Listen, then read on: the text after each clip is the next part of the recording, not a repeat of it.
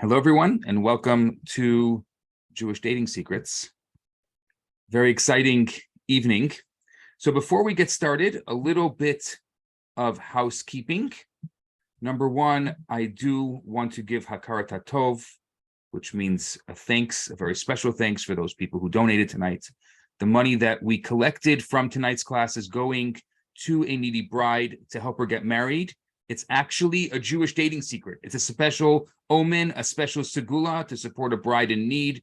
And my wish and my blessing to you is that God will support you in your journey by you supporting those in need. So if you ever hear of a couple in need or a bride in need, give them either physical support, help them plan their wedding, help them financially, because that is a very special Jewish secret sauce to getting married. A lot of us here, not everyone here, but a lot of us here tonight are single. And I know that we have a lot of different age groups here, which is fine. And so whenever we get together, we're actually in a room. I consider us here in a room. And so there's magic in the air. And I wanted to give you the opportunity that if you're looking for someone, perhaps you can meet someone here tonight.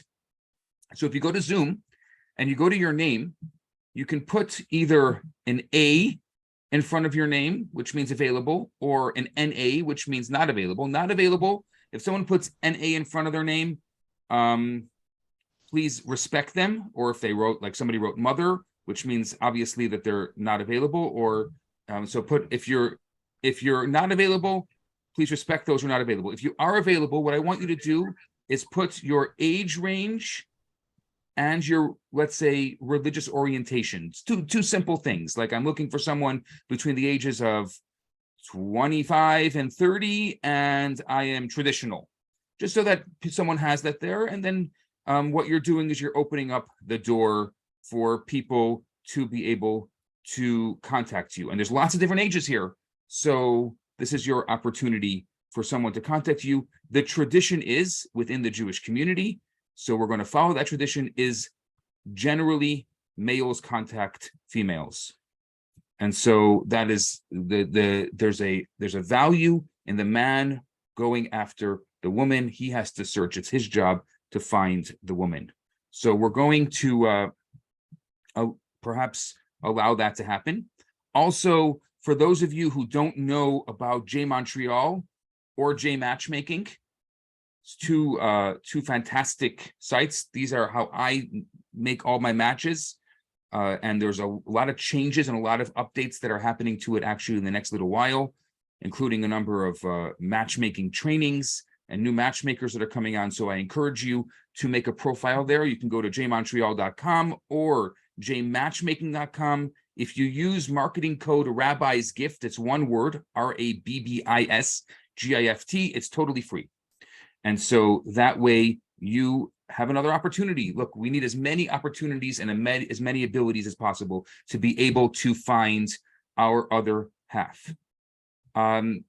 Also, throughout the class tonight, you are welcome to private chat me your questions. I'm going to talk now for about 45 minutes.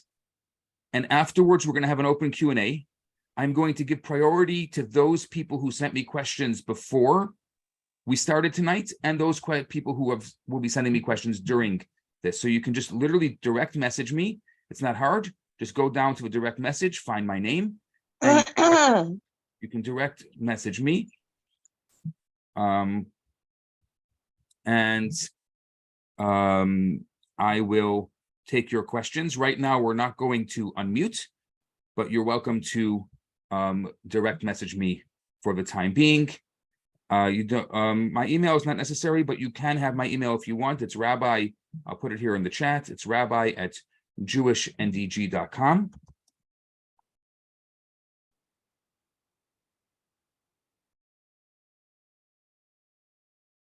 Someone needs to be muted. We're just going to mute all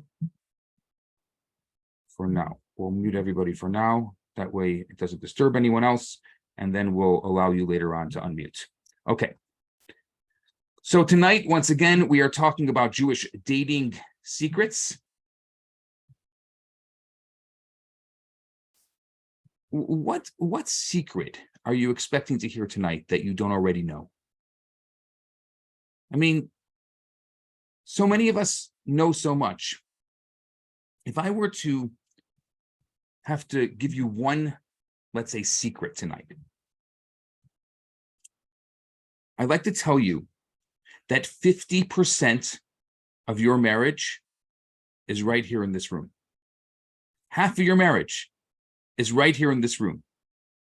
That's you. You are here. And that is half of your potential marriage. All you're looking for is the other half.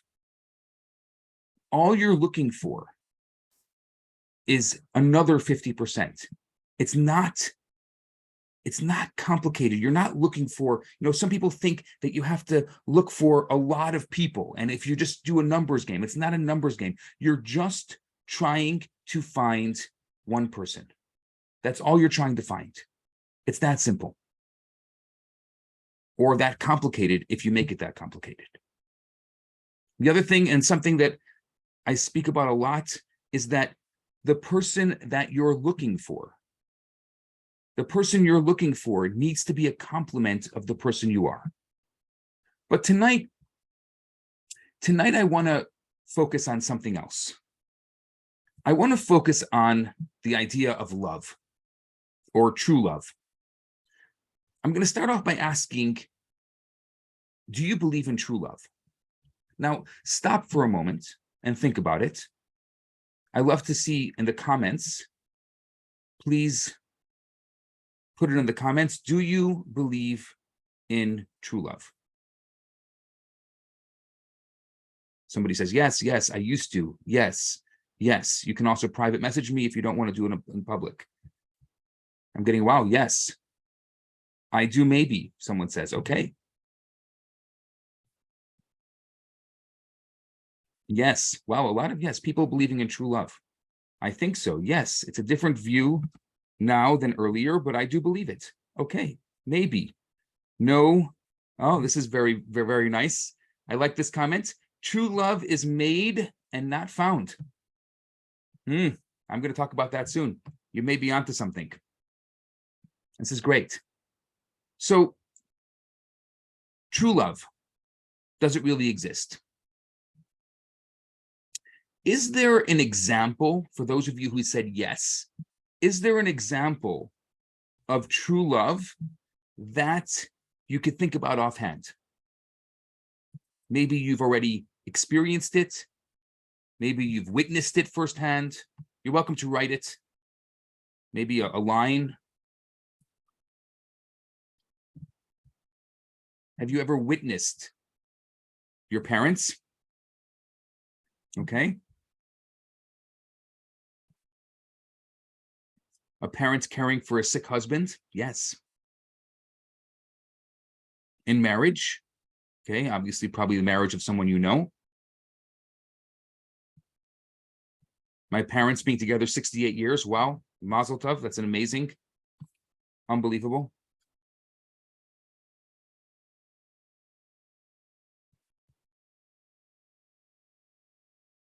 Okay, somebody says, I witnessed the opposite. Somebody else says, in the movies, my parents, my brother and sister-in-law, fantastic.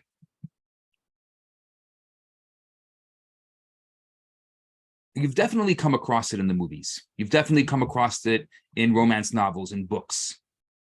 And one day, and I hope that day is soon for you, I think you're going to find yourself enveloped by it. You're going to feel the butterflies in your stomach. You're going to be floating on cloud 9. Love. It's going to look rosy. It's la la land. It's going to be reality. True love is so powerful that there are few, if any, other things in life that we desire to make permanent. So the idea of love is forever, or till death do us part, this is precisely why I think it's so important that we explore true love tonight. See, on the one hand, love seems intertwined with the concept of eternity. And in reality, eternal love seems so elusive. I saw an interesting study from the American Psychological Association that more than 90% of people will marry by the age of 50. However, about 40 to 50% of married couples, at least in the United States, because that was where the study was done, will divorce. And I think it's fair to say that most people who do get married, when they get married, they're feeling true love for each other. And they, I would say, usually have felt it for quite some time already. Well, I would assume so, right? That's why they're getting married. Yet, depending on how you look at the statistics, 35 to 50% of first marriages end in divorce, and it's even higher for second and third marriages. So, what causes people to fall out of love? If true love really exists, as so many of you said, that true love really exists, so what happens that someone can fall out of true love? How did it turn to animosity? Let's pause. Let's think about that for a second. Instead of trying to jump and answer, let's think about it for a second. How do we fall out of love? How does love turn to animosity?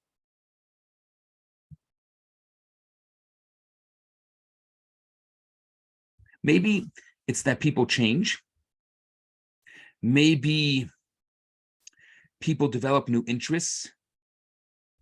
Maybe the relationship was founded in the wrong ways or for the wrong reasons. Yes, maybe anger creates animosity. Unreliability creates animosity. Thank you for that comment. Maybe, as someone else is saying, that it wasn't true love from the beginning. Or maybe living with the same person long-term is constricting. Maybe it's not satisfying. Betrayal? Yes. I think all of these ideas seem very sensible. They seem like they're valid reasons for why a significant percent of relationships don't become permanent love, despite the dreamland desire for this to happen.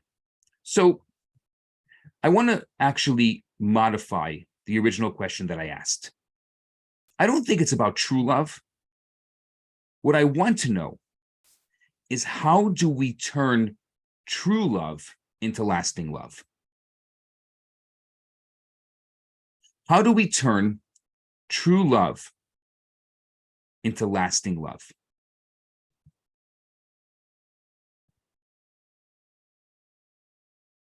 So, in order to come up with any solution that may help love last, we have to try to understand the very concept of love itself. What I want you to do, if you have a paper in front of you or on your phone or wherever you are, I want you to write down. You can even write it in the comments if you want to, or you can write it as a private message to me. I want you to write down 2 things that you love. 2 things that you love.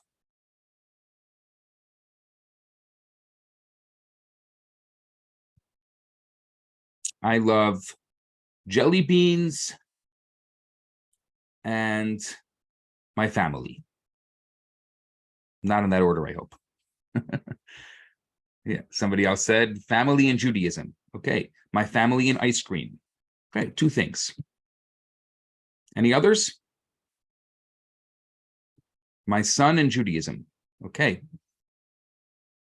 Look at this, such a Jewish group here.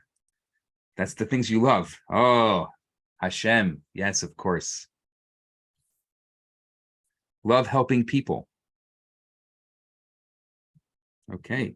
Plants and cheesecake. Food and animals. It's a good one. People in my life and life. Dogs. Creation. This is fantastic. Any others? 2 things that you love. Learning. Love learning. Great. Love freedom. I'm going to say it because somebody wrote it, and I got to say it. Someone says, I love bacon and cooking. I thought it was baking, but he said bacon. Look, to each their own. No judgment here. Love meeting people. Love reading and traveling. Love my free time and sleep. Love being in nature. Love swimming. Free time and traveling. My home. This is fantastic. I think we have a very good idea of things that we love. Now, I want to ask you another question. I want you to write down 2 people that you love. And this is for you alone. Ideally, if they have a name. I love them to have a name. Not just like, you can write, my mom, but well, mom is good enough as a name, because we shouldn't be calling our parents by their first name anyway. Okay. Someone wrote parents and a particular person. I'm not going to announce those names, so not to give away. If someone sends me a private message, I want to honor that. So 2 people that you love. Write that down.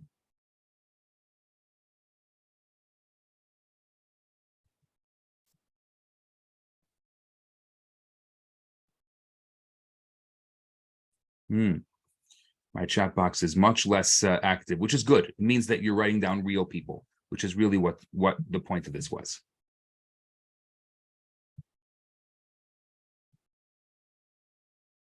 Okay, good.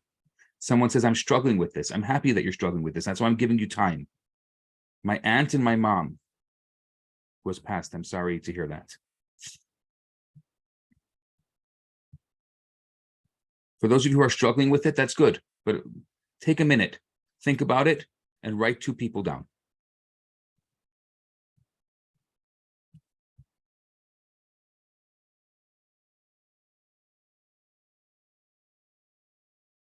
Give me some thumbs up if you've written the 2 people down, just so I know that we can move forward.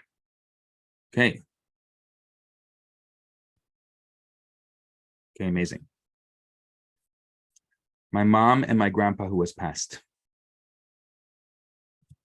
Okay. This is really great. My father who has passed. My grandma and my friend. Okay. This is really special. And I think for those people who are loving people who have passed away, it's a great opportunity to close our eyes and say a little prayer and think of them. Just an opportunity to bring them back into our lives and think of them is always a really special moment. If those are the people that we love and they're not here physically with us. Someone else said, my students. Beautiful.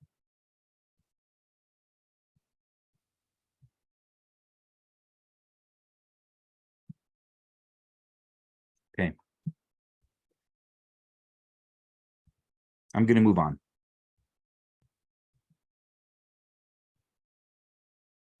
Isn't it strange? Isn't it strange that I asked you to use the same word to express the feeling for a thing and the feeling for a person? I mean, imagine you go and visit your mother or your grandmother, and she opens the door to give you a big hug, and you say, I love you, Grandma. And then you notice that she got a new doormat, and you comment, hey, Grandma, is that the new doormat? I love it so much. Now, are you saying that you have the same feelings for your grandmother and her doormat? No, she's not a doormat. What I'm saying is that you have the same feelings for your grandmother and her doormat. See, when we think of relationships or marriage, one of the primary words that come to mind is love. And for good reason. Love is it's a crucial crucial ingredient in long-lasting relationships. But if I suggested that you married one of the two things that you wrote before, you look at me as if I was crazy. But when I asked you to ascribe the word love to those things, it seemed perfectly natural because you obviously love those things. So clearly, when we're dating, when we're in relationships, when we're in marriage, these should be synonymous with love. But love is by no means synonymous with relationships and marriage and dating. What I want to talk about are three types of love, and I'm going to try to define love for you tonight, and I'm hoping as a result of defining love, it's going to help you really understand what it is you love, how you love, and maybe if there needs to be some kind of change in your life.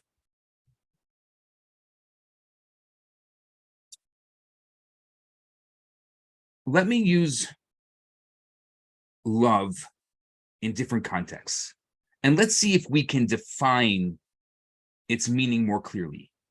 If I say, I love, I don't know, this. If I say I love this, what am I saying? That I love my iPhone? What am I loving? Am I loving what it is? Am I loving the item? Are like you said, are you enjoying it? What is it when you say that you love something and a thing? What are you actually loving? One of my favorite stories is a tale about a fisherman. The fisherman catches a beautiful looking salmon. And as the tale goes, the salmon is terrified. And the salmon tries to jump back into the water. And then he hears the fisherman musing about his catch. He says, "Ah, what a wonderful salmon. The king loves salmon. I better bring this to the king." And the salmon's relieved. He's thinking, the king loves salmon, and everything's going to be okay. The journey to the palace is long, it's dry, and the salmon is working so hard to stay alive. And then he hears it again. The palace chef takes a look at him and says, "Wow, the king will love this. I better prepare the salmon for him." And again, the salmon, as the tale goes, is relieved. The salmon gets a second wind. The kitchen preparations were extra difficult on the poor salmon, but the words echoed in his mind, "The king loves salmon, the king loves salmon." And as he listened to this, it gave him strength. Finally, sitting on the king's plate, the salmon is ready for his salvation. Sure enough, the king takes a look at him, his eyes light up, he smiles broadly, and he says, "Oh, how I love salmon." And with that, he sticks his fork right into the fish. And with his dying breath, the salmon looks at the king and chides, "You don't love salmon, you love yourself." And I think the wise fish has a point. When we say I love something, what we're really saying is that I love myself. And I love how that particular thing makes me happy. And I'm not saying there's anything wrong with that. Loving ourselves is important. But we're loving that, we're really loving what that can do for me. We're loving how that makes me happy, how that gives me pleasure. This is the most elementary, and I would say the most common meaning of love. We're going to call this love tonight, I love it. That's the kind of love it is. It's a love it type of love. I have a feeling of desire, and it could be a thing, it could be a person. That person or that thing can assist me with fulfilling my desire. Many of the things that we say that we love, they actually fall into this category. We don't love the fish. We don't love the chocolates. We don't love the new clothes or the new shoes. We love ourselves, and we love the way the fish, we love the way the chocolate, we love the way the new shoes make us feel when we're eating it or when we're wearing them. So the same is with relationships that we have with people. Sometimes we say we love those people, and really what it means is we love the way they make us happy. That relating to them gives us a sense of connection. We derive pleasure from being with them. And in the context of this relationship, they're essentially an it. They don't really exist because we don't truly love them. We love how they make us feel. So let's clarify. This type of love doesn't necessarily mean that we don't care about them or that we don't treat them properly. We're not talking about a relationship that is not a good relationship that needs particular help. We're talking about a relationship that's okay, but it's I love it. I love how you make me feel. You can care about a person, but still love them as a love-it relationship. For example, I can wash my car and I can invest in its maintenance, but I do that because I know that by doing that, the car is going to serve my needs for longer.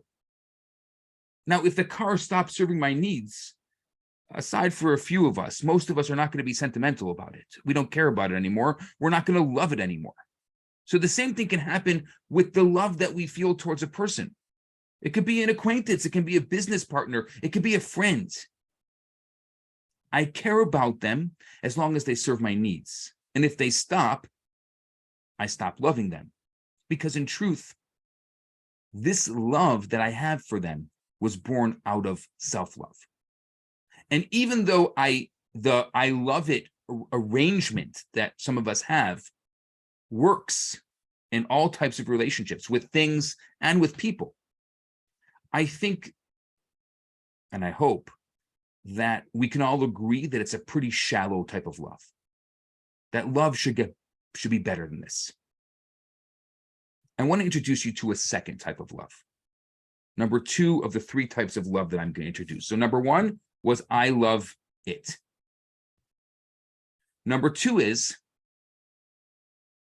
I love you. The focus is on the you. So when I say I love my family, what am I really saying? Well, let me tell you a story that's in the best-selling book of all time. It's in the Torah. Let's meet Jacob, Yaakov. Many of us already know him. He's 77 years old. He's living in his parents' basement. He has a nice tent on a sprawling block in Canaan. And let's just say it's about time he leaves the house. You think? 77? So he goes to Haran. His uncle Lavan lives in Haran. And one of the goals of this trip was to look for a wife. He's 77. You know, all these people complaining about people in their 40s and 50s never married. Well, it's in the Torah. He's 77, never married. You see, there's hope for everyone. Oh, that's all I'm saying. There's hope for everyone. So, exactly. See, still a young man or a late bloomer. So he comes to Haran and he goes to the well. His mother Rebecca told him to go there because apparently that's the best place to meet women. Just by the way, ever wondering a good place to meet women? Saw you at the well. All the beautiful women apparently hang out at the wells. So when he gets to the well, he starts playing Jewish geography with some local shepherds.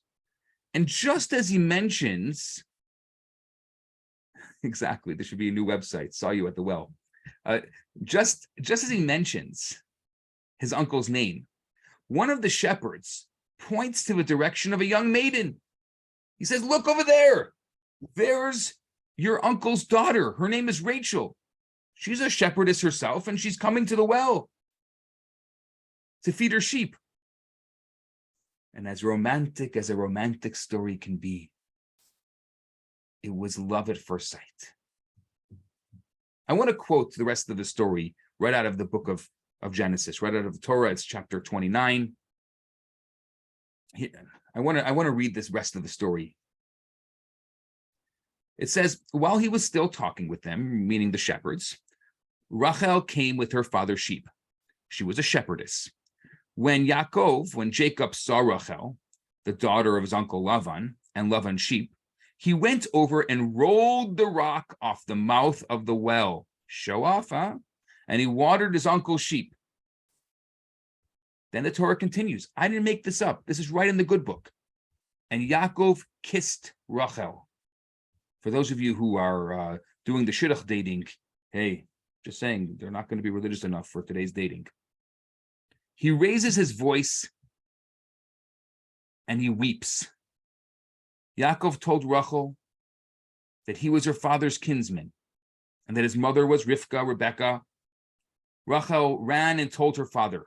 When Lavan heard the report of Jacob, his sister's son, he ran toward him. He embraced him, kissed him. A lot of kissing over here. And they brought him into his house. And there Jacob told him his story. And Lavan said to Jacob, surely you are my bone and my flesh. So Jacob stayed with Lavan for a month.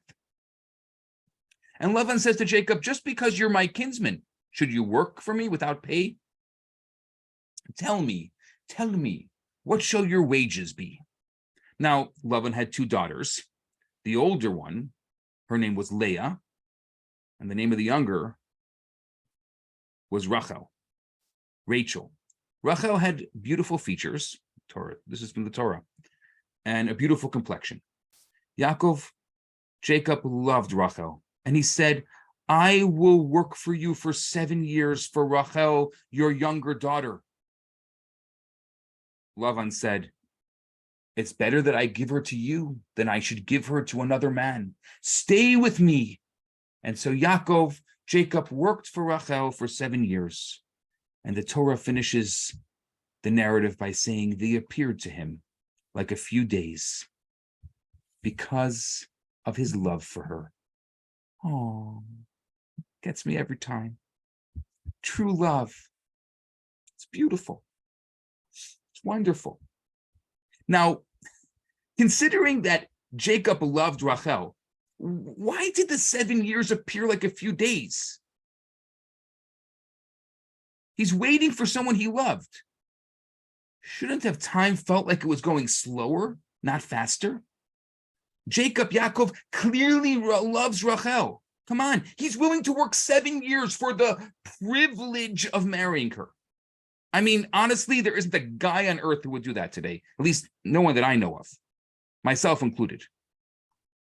But there's something odd about this passage.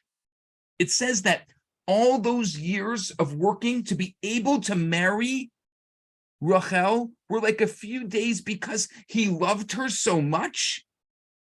I mean, generally speaking, when you're enjoying something, time flies. But when you're longing for something, time moves slowly. Doesn't make any sense.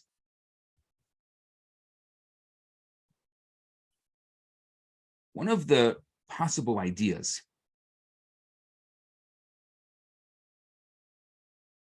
is in the fact that if you look at what was Jacob doing for those 7 years, what did he do for Lavan? He was working for him for his daughter's hand in marriage, but what was he actually doing? He was actually shepherding his sheep. Now, who shepherded Lavan's flock before Jacob arrived? Who was the shepherd? We know the Torah tells us it was Rachel, right? It says that right in the beginning of the narrative. So by Jacob telling Lavan that he would be his shepherd for 7 years, he wasn't just working for the privilege of marrying Rachel, he was working instead of her. Every day he was working so she didn't have to. He took over her job. Now that's true love if I've ever heard it. And further, Lavan says, just because you're my kinsman, should you work for me without pay? Tell me what your wages should be. This seems that, where did it say that Jacob began working? I didn't see that anywhere in the text. Did you? The simple implication is that once Jacob gave the sheep water to drink, he, at that moment, took over the shepherding of the sheep, so Rachel, so Rachel no longer needed to work. This was even before he ever knew that he was going to take her hand in marriage. It was a hard job. It was a long wait. But when does something feel as though it's taking forever? When you're longing for it. That is, when you don't have it and you want it. Jacob's love of Rachel would have only been about what he would have to gain from the relationship. Then the love would have been something he desired, but didn't have during the 7 years, those 7 years of hard labor. So it would have felt not like 7 years, not like 20 years, it would have felt like 1,000,000 years. But Jacob's love for Rachel was much deeper than that. It was about what he could give Rachel. And for that, he didn't have to wait. He was doing that from the second he met her and for all of those 7 years. And so this is another Jewish idea, the second type of love. The first love, remember, was loving things, loving it. The second type of love we're going to call I love you. That is, the focus is on the you in the relationship. It's all about you. And even though maybe we also derive some kind of pleasure and joy from this type of relationship, I love you means that the goal of the relationship, like Jacob, is not just about receiving. No, the entire goal of the relationship is primarily about giving. So in this model, in this idea of love, those whom we love are important to us. And our love consists of being concerned for them, concerned for their needs and for their joy. It's funny because this level of love can be said to be hinted at in the Hebrew word for love. The Hebrew word for love is ahava. The aleph means I will, and the hava means give. So in this perspective, love is a verb that implies active service, not just a feeling that can be self-serving. And just as with the I love it type of love, the more you love, the more it's going to love you back. But with this love, the more you give, the more your love for them is going to grow. So it's not just a self-serving. You are actually going to see that your love will grow as a result of this. Now, this type of love, this I love you, this love that's focused on you, is a beautiful type of love. And it's usually reserved for select people. I mean, think about the 2 people that you wrote when I asked you to write 2 people that you love most.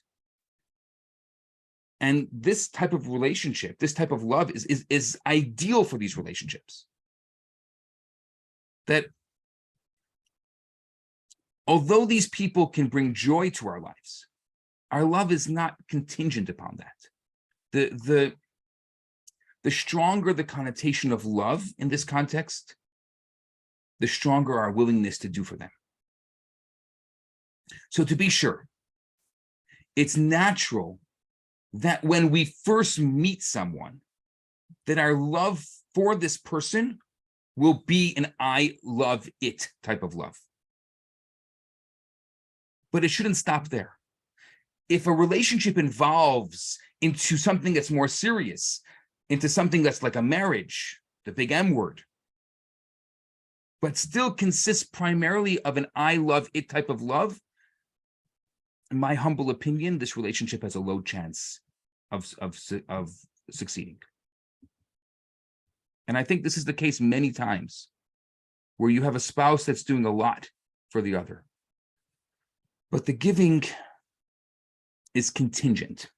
It's not an unconditional love. It's a conditional love that's contingent on what makes them happy. So adding an I love you type of love to the relationship, where the foundation, where the focus is you, would be very beneficial, maybe even critical for marriage. Now, the funny thing is you're probably listening and you're saying, this is the perfect type of love. This is an ideal type of love. The problem is that this love is not exclusive to marriage, right? We just said there's two people. Would we consider both of those people potential spouses? Probably not. Like, you can have this type of love with a parent or with a grandparent. So what is the ideal type of love? And this is where I want to bring in the third type of love. And I believe that this type of love is unique to Jewish theology. This is a Jewish dating secret. You see, in most literature, the playing field stops here. Most psychologists will talk about, in other words, I put different words to it, but an I love a thing, an it type of love, and a you type of love. Most of the marriage self-help books are going to explore relationships from these types of love, and they'll guide us to move either from an it to a you, or maybe if there's too much you, to bring a little more it, a little more self-love. But the Torah and Judaism gives us a third type of love, a marriage love. Let's go back to the Torah.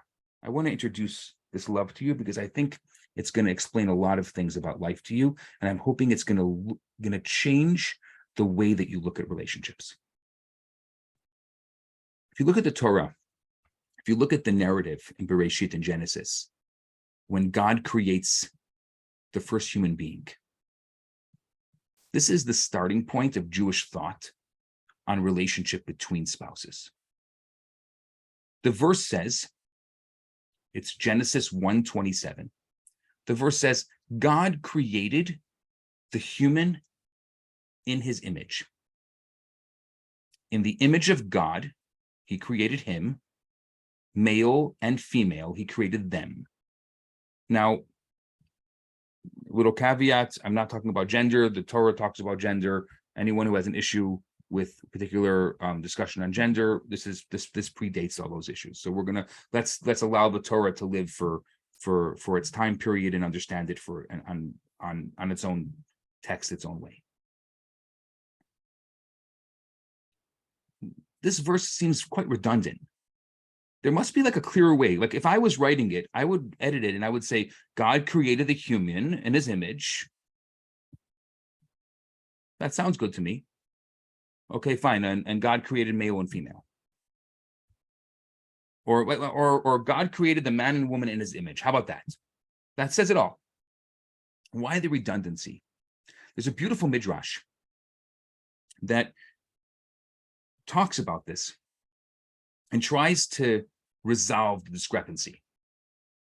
It's a midrash in Bereshit Rabbah. It says, Rabbi Yirmiyah ben Eliezer said, when God created the first human, it was both male and female. And that's why the verse says male and female, he created them. You see, originally, God created one human being. That's why it's a singular use, the word him. But that being was one side male and the other side female. That's why you have a plural usage of them. So what happened to this primordial Adam, to this first Adam? Well, let's go back to the Torah and see what happens. The Torah continues saying that God caused a deep sleep to fall upon this primordial Adam. And as he slept, God took one of his sides and he closed the flesh in its place, and God built the side that he had taken from Adam into a woman. What? What happened here? Did God run out of raw materials? Why couldn't he just create two beings separately and call it a day? No pun intended. But why were Adam and Eve created as one being and then split into two? Why couldn't they both be created from earth? After all the animals were created from earth. Why change? Why create the woman differently? And I think the Torah is telling us that Adam and Eve are not just two people who can form a beautiful I love you relationship. They are essentially soulmates. They are two halves of a single whole. They were originally created as one whole person. Literally, they were two parts that were separated. They're two halves of an original whole. It's not a euphemism. Soulmate is not an idea, it's reality. The Torah looks at the union of Adam and Eve not as a close partnership, not even as an intimate relationship, which is essentially the closest that two distinct entities could ever get. The Torah says that since they're created as one, they could and should reunite in a way that they relate to each other as one flesh. And that's why the narrative continues and says, and therefore a man shall leave his father and mother and cleave to his wife, and they shall become one flesh. So it makes total sense. Adam and Eve, who were truly once one. But what does that have to do with the rest of us? We were not created like Adam and Eve. Once they were separated, no one else was ever created that way. So how does this principle apply to us? It's beautiful for Adam and Eve, but what about you and me? There must be that what is true for Adam and Eve is true for us in some way as well. The Zohar describes that what was true for Adam and Eve in a physical sense is true for each of us on a soul level. The Zohar says that when God sends forth souls in this world, the male and the female are joined together. And when they descend into the world, they're separated from each other.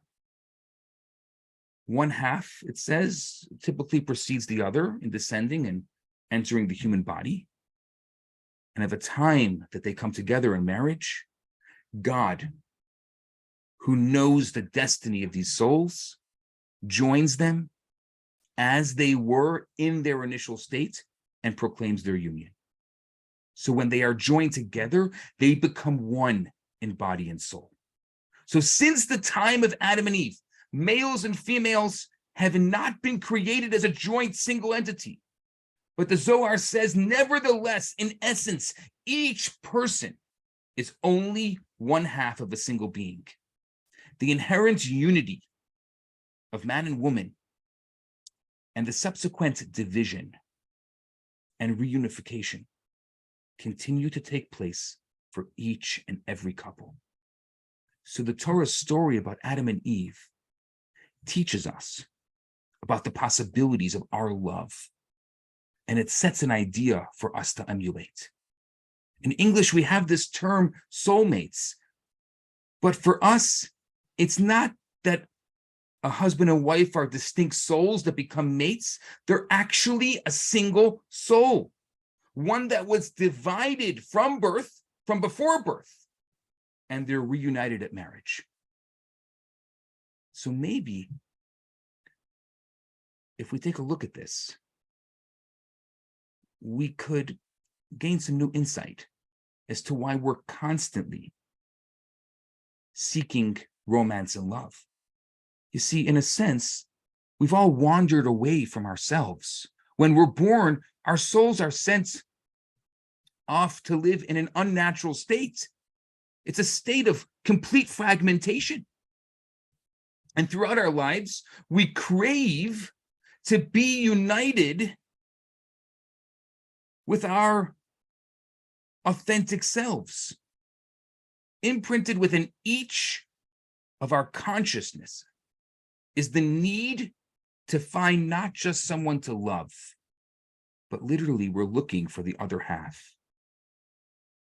This is what I'd like to call tonight a single eye love. I'm going to try to give you an example. And as I was preparing tonight's talk, I was trying to think of a couple of examples. This is the best one that I could think of. Striking a match. Let's say the flame is the original complete soul. The Torah compares the human soul to a candle. So it's not just an illustration. It actually makes sense in the metaphor. So now you light two candles, and then the soul then splits, right? Vitalizing two people. And I think it's actually appropriate. It's an appropriate metaphor because the Hebrew word for man is ish, and the Hebrew word for woman is isha, and they have the same root letters, which is aleph and shin, which is aish, which is fire. So what happens if you take and you put the two wicks together? So then the two unite, two candles, one flame. That's exactly what it is. Soulmates mean that two distinct individuals become one singular flame. So it's not just this euphemism or this romantic story. Oh, my soulmate. Yes, you're my soulmate. No, it's really true. You're really two halves of a singular whole. We're not just telling a fairy tale to the children. We're telling a true story. It's nice. But how does the single eye love, how does the soulmate love affect the relationship in a practical sense?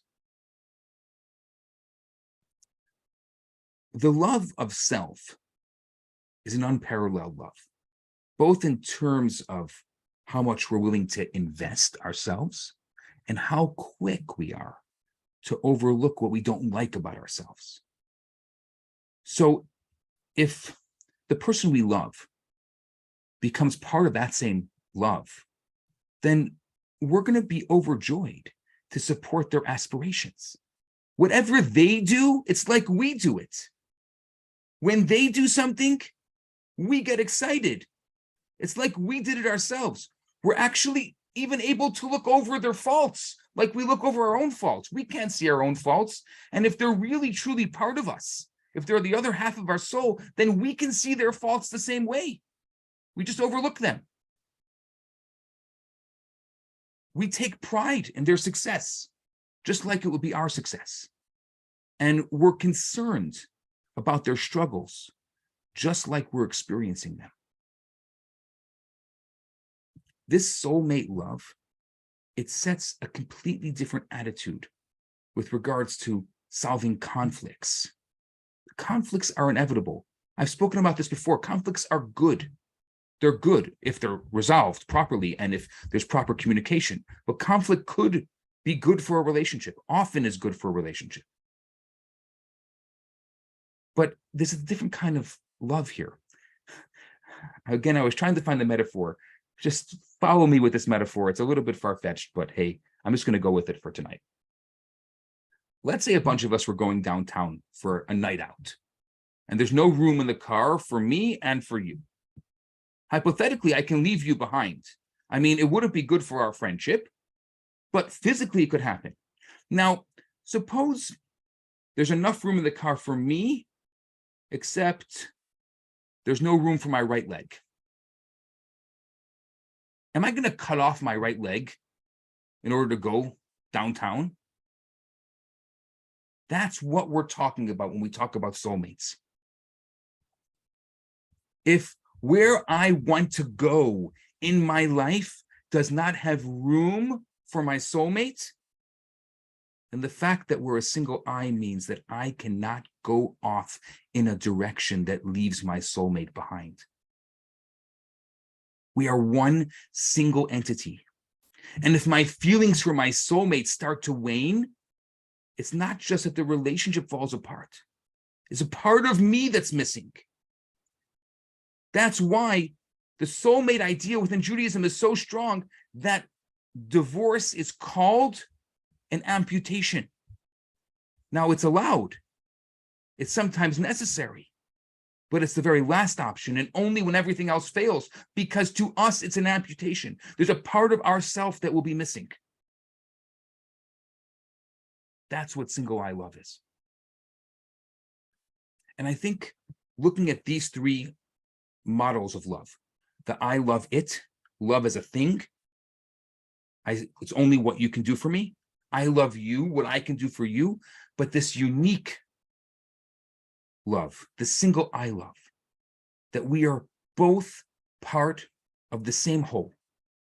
We are all part of a single entity. We are soulmates, true soulmates. And we continue to love through caring, through giving. But instead of being limited to the maximum love and respect that we can possess for another, what happens is we become the subject of the full capability of love, the full capability of respect that we possess for self. Our pain is our joy. It's all us. We are one together. So when you're looking for your soulmate, you're not looking for someone who's separate. You are looking for the other half of your soul, which means 50% of your relationship is right here in this room right now. That's how I started tonight, and that's how I'm going to end. You have to see that you are actually 50% there. Know yourself. That's a different conversation. We've had that one before. Know yourself, but you have to also know that 50% of your relationship is here. You're already 50% of the way there because you are you. And so I'll finish off my words by saying that I bless each and every one of you, that you should be able to recognize. Some of you even asked this question already. To recognize your soulmate, to be able to have the sensitivity, to see this is the right one, even if it's not exactly what you were looking for, even if it's not exactly what you were holding out for, but you should be able to recognize that this is the right one for me because this is the other half of my soul, and it just makes sense, and it works, and it jives. And together, let us say, Amen.